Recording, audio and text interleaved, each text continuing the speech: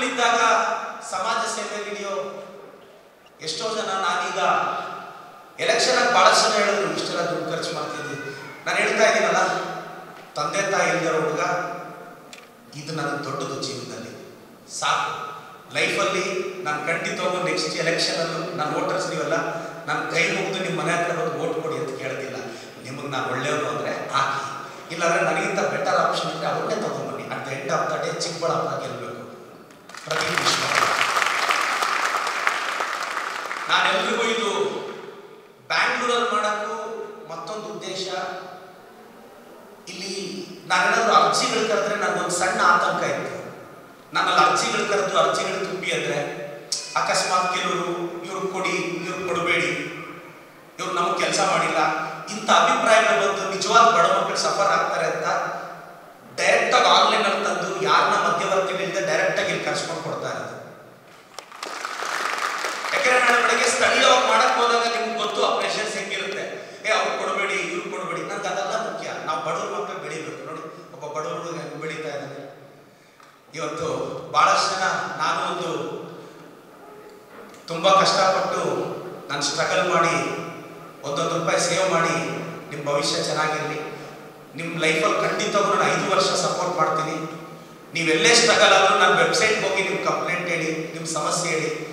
ದಯವಿಟ್ಟು ಯಾರು ಈ ಏಜಲ್ಲಿ ಕೇಸಸ್ ಎಲ್ಲ ಹಾಕ್ಸ್ಕೋಬೇಡಿ. ಈ ಕೆಲವರು ನಾನು ಬಂದಿದ್ದ ತಕ್ಷಣ ಸಬ್ ಇನ್ಸ್ಪೆಕ್ಟರ್ ಹತ್ರ ಕೂತ್ಕೊಂಡು ನಾನು ಮಾಡಿದ ಫಸ್ಟ್ ಕೆಲಸ ಏನಂದರೆ, ಒಂದು 5 ಜನ BE ಹುಡುಗರ ಮೇಲೆ FIR ಆಗಿತ್ತು.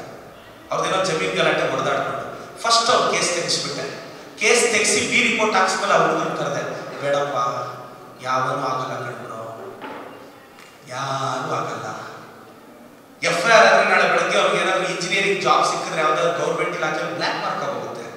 ಸೊ ನಮ್ಮ ಯಂಗ್ಸ್ಟರ್ಸ್ ಮೇಲೆ ಎಷ್ಟೆಲ್ಲ ಕೇಸ್ ಇತ್ತು ಬಂದ ಮೇಲೆ, ನಾನು 100ಕ್ಕೂ ಹೆಚ್ಚು ಕೇಸು ಬಂದಿದ್ದ ತಕ್ಷಣ ನಮ್ಮ ಓದ್ತಾ ಇರೋ ಹುಡುಗರ ಮೇಲೆ ಇರೋ ಕೇಸುಗಳು ಫಸ್ಟ್ ನಾನು ತೆಗೆಸಿದ್ದು. ಇದು ನನ್ನ ಮೊದಲ ಗೆಲುವು. ಮತ್ತೆ ನಾನೆಲ್ಲ ಯುವಕರಿಗೆ ಹೇಳ್ತೀನಿ, ನೀವು ಯಾರು ಇಡ್ಸ್ಕೊಬಿಡಿ ಲೈಫಲ್ಲಿ. ನಾನು ಇವತ್ತು ನಿಮ್ಗೆ ಹೆಲ್ಪ್ ಮಾಡೋದು 5,000 ಕೊಟ್ಟನ ಇಲ್ಲಿಂದ ಆಚೆ ಬರ್ತೋಗ್ಬಿಡಿ ಹೇಳ್ತೀನಿ.